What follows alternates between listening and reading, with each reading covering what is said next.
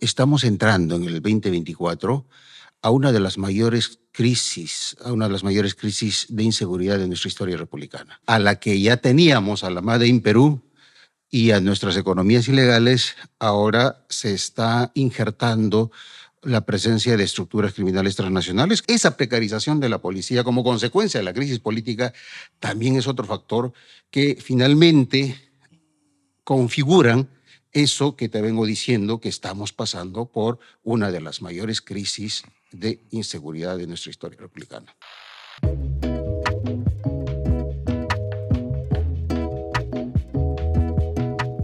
Esta mañana estamos con Rubén Vargas. Rubén, ¿cómo estás? César, muy buenos días. Gracias por la invitación. Encantado de tenerte aquí en Encuentros Puleros. Quería yo empezar escuchando tu evaluación sobre lo que está representando el 2024 en materia de seguridad ciudadana.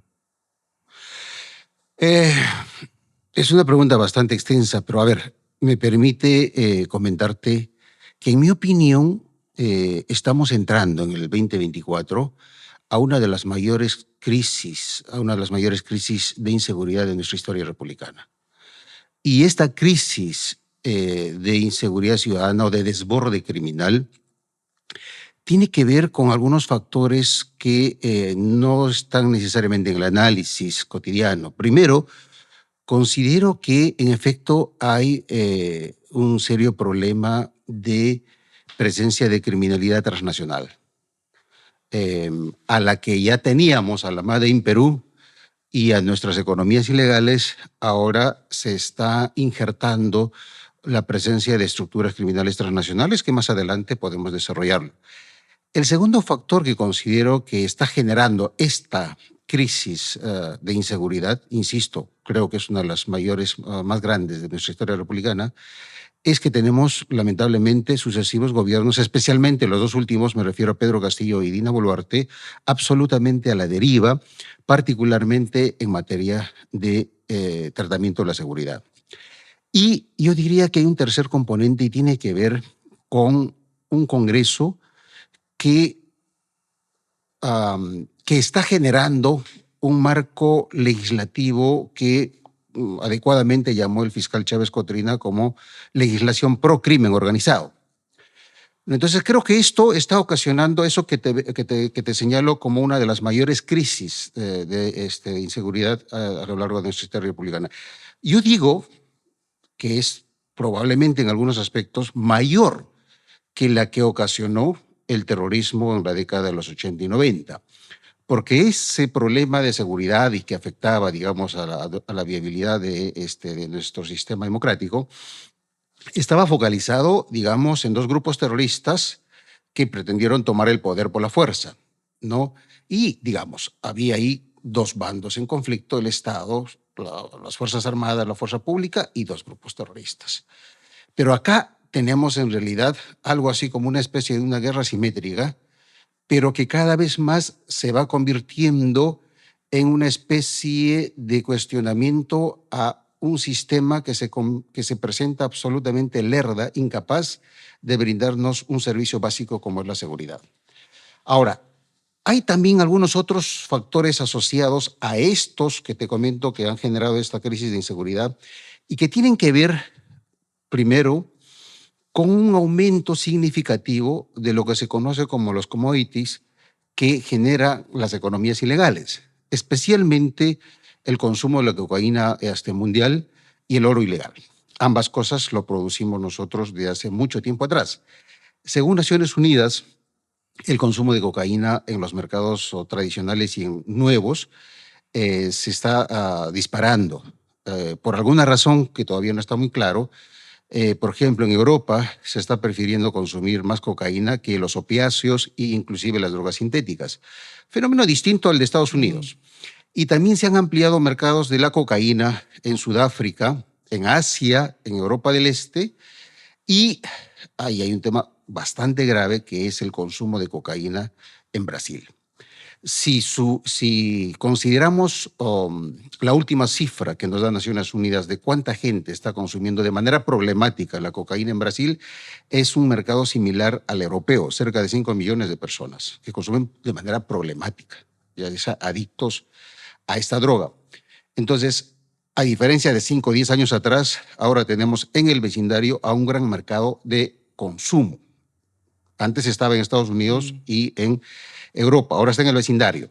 Entonces, ese aumento de consumo genera una presión significativa a los países productores, particularmente al Perú, porque la cocaína que produce el Perú está destinada precisamente a estos nuevos mercados. La cocaína que consume Estados Unidos, el 95% tiene origen colombiano. La peruana es a Europa y a estos otros mercados. Entonces, ese es un problema significativo que genera la cocaína, el negocio de la cocaína, por supuesto, circuitos no solamente de criminalidad organizada, sino la corrupción es un factor significativo importante para la lógica de este negocio.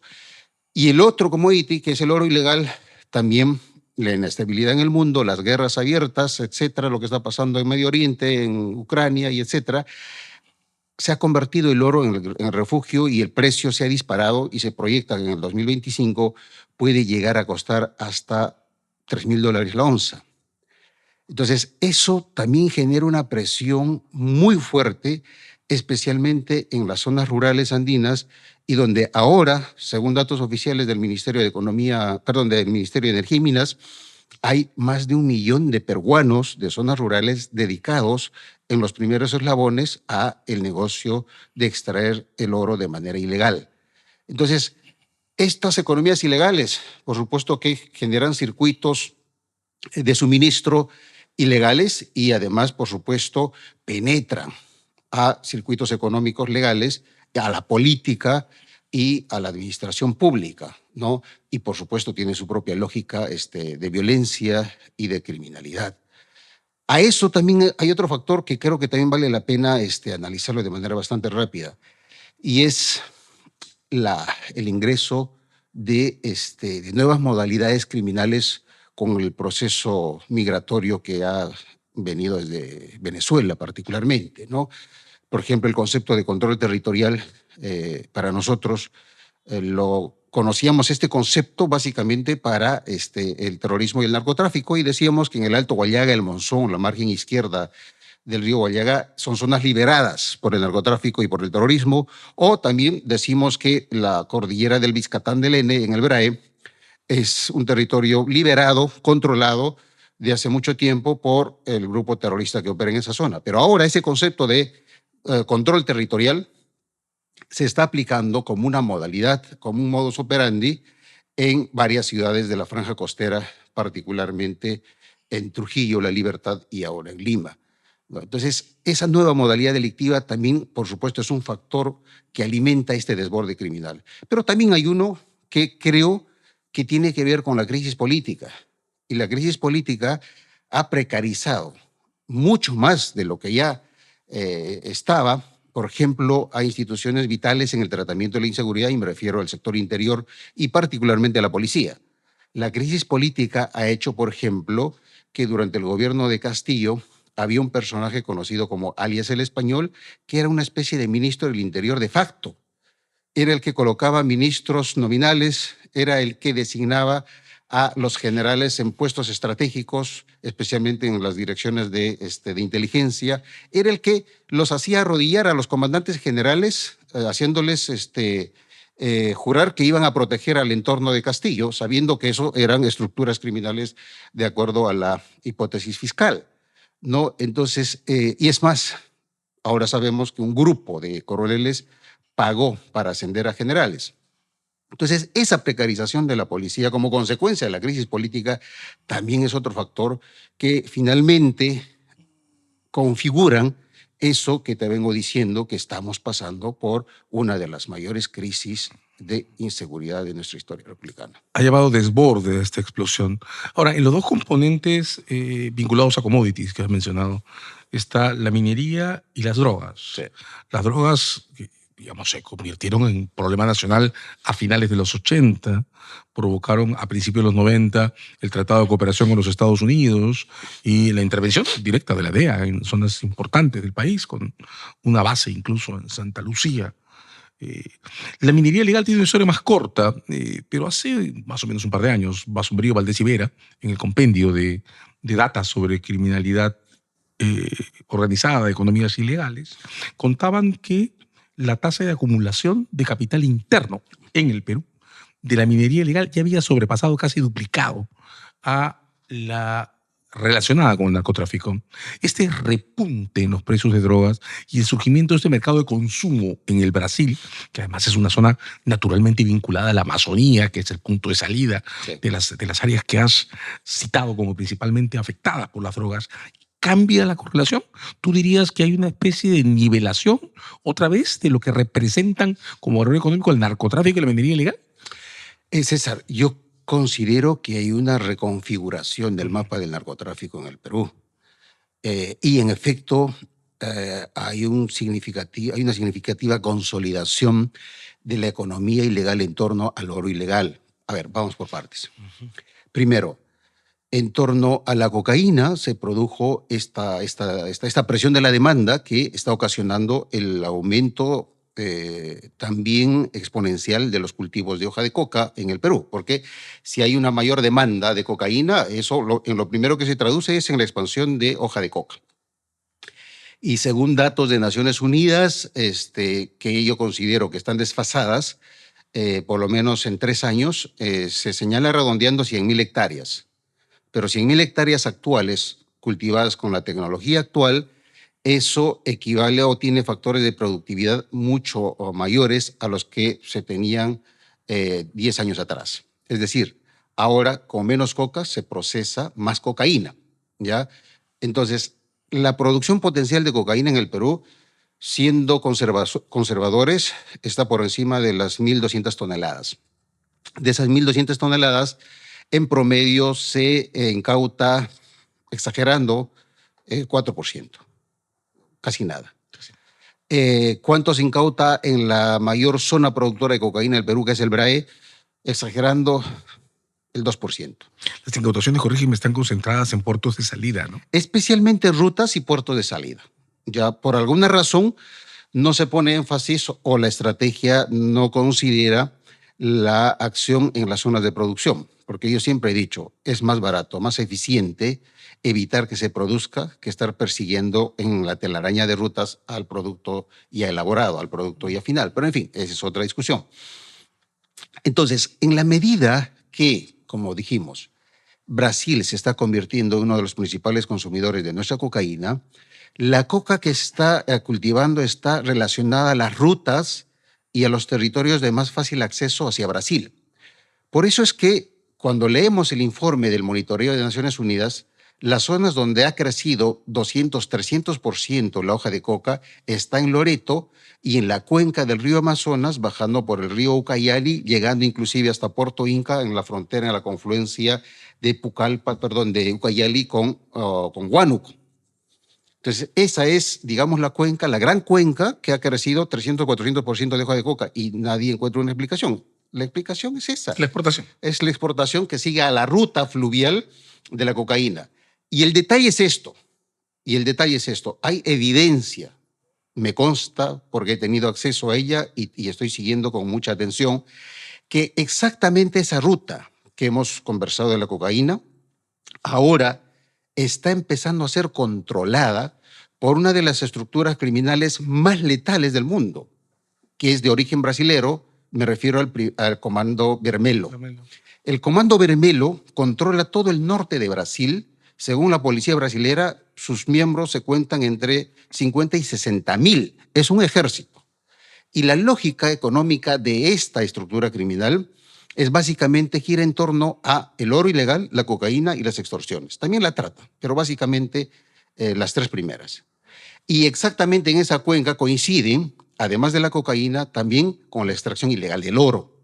Entonces, ahora el Comando Vermelho ya opera con base en Pucallpa, empieza a controlar el penal de Pucallpa y empiezan a verse grafitis en los pabellones del penal de Pucallpa, la CB. Poca gente identifica eso, pero la CB es territorio de control de dominio del Comando Vermelho. Entonces el Comando Vermelho ya está llegando a Puerto Inca, que es una zona muy fuerte de extracción ilegal de oro y también de cocaína, y son las zonas donde están los narcoaeropuertos que mudaron del norte del BRAE. Entonces ese es un primer problema. Esa articulación vertical implica también tránsito de dinero, o sea, es una economía cerrada a nivel territorial.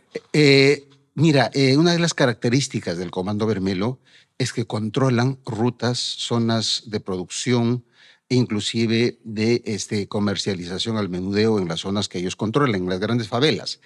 El dinero ahora es más fácil lavar, el dinero de la cocaína es más fácil lavar con el oro.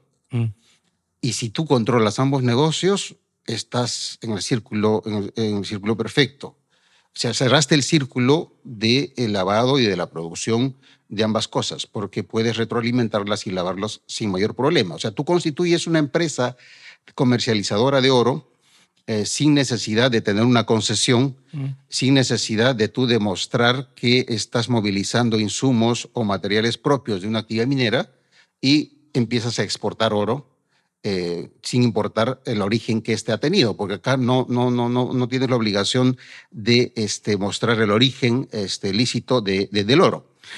Ahora, esta articulación territorial que estás describiendo se produce en la escena amazónica. Sí. ¿Cuánta implicación, cuánto daño está haciendo en la estructura de comunidades nativas, de protectores de la tierra, de zonas protegidas por razones ambientales? Es terrible.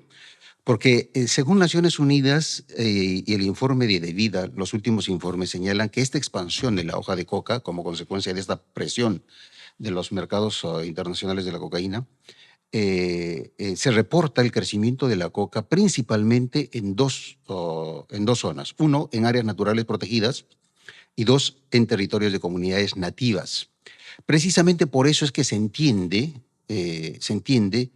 cuando asesinan a dirigentes nativos y se suele decir que fueron las economías ilegales. No, pues, pero hay que identificarlos, hay que ponerles un nombre y apellido.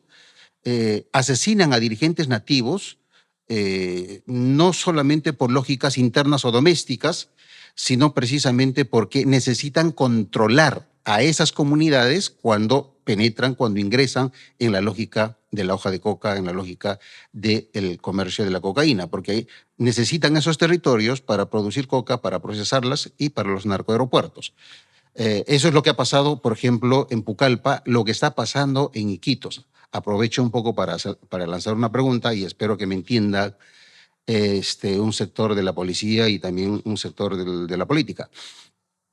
En Iquitos, en Loreto, en Mariscal Castilla, bajo Amazonas, hay un partido político que con el cuento de las fronteras vivas tiene a la fecha cerca de 10.000 hectáreas de hoja de coca.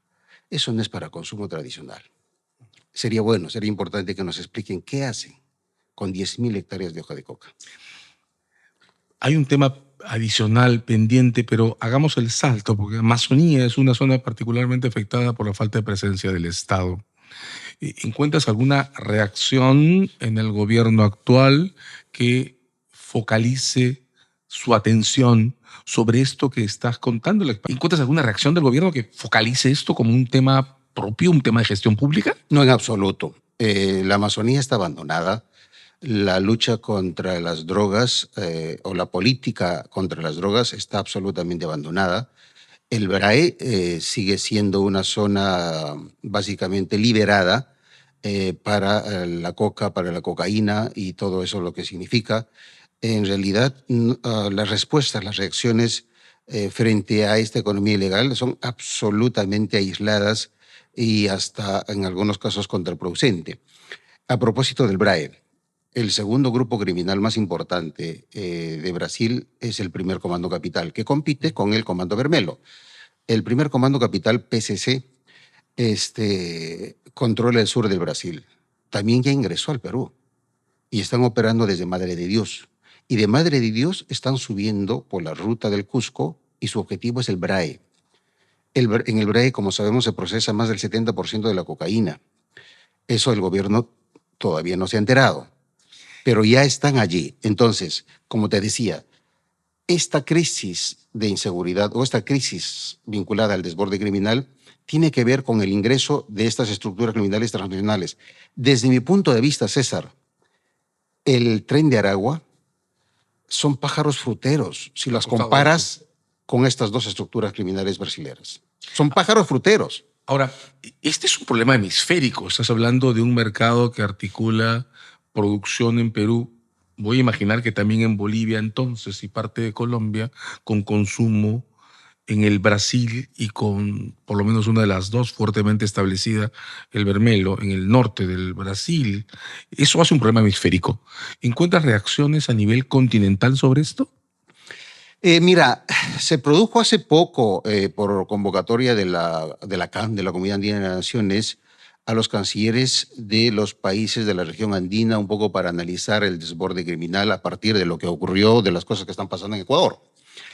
Creo que allí se discutió algunos temas que en efecto valen la pena discutirse, pero como siempre no se aterrizó en temas operativos o de políticas regionales. Sin duda que es un tema hemisférico, pero principalmente de los países andinos, de los países productores.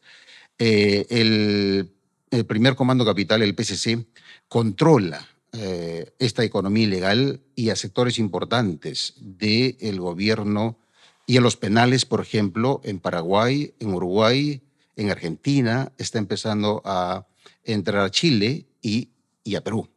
Entonces, sí, se está convirtiendo en una fuerza fáctica regional, por lo menos en Mercosur y entrando hacia la comunidad andina, muy, muy peligroso. Y eso para mí es un factor sin duda que sí va a poner en riesgo no solamente nuestra seguridad, sino la viabilidad de seguir creciendo económicamente y de la democracia propiamente dicha. Pero no hay ningún intento, digamos, serio por discutir estos temas en realidad.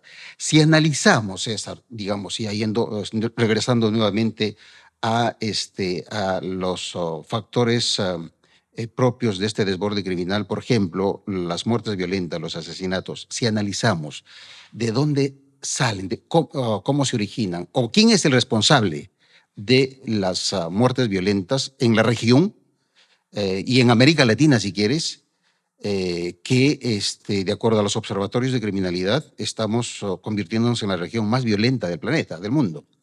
20 de cada 100.000, esa es un poco la tasa de homicidios. Y el 95% tienen que ver con las economías ilegales.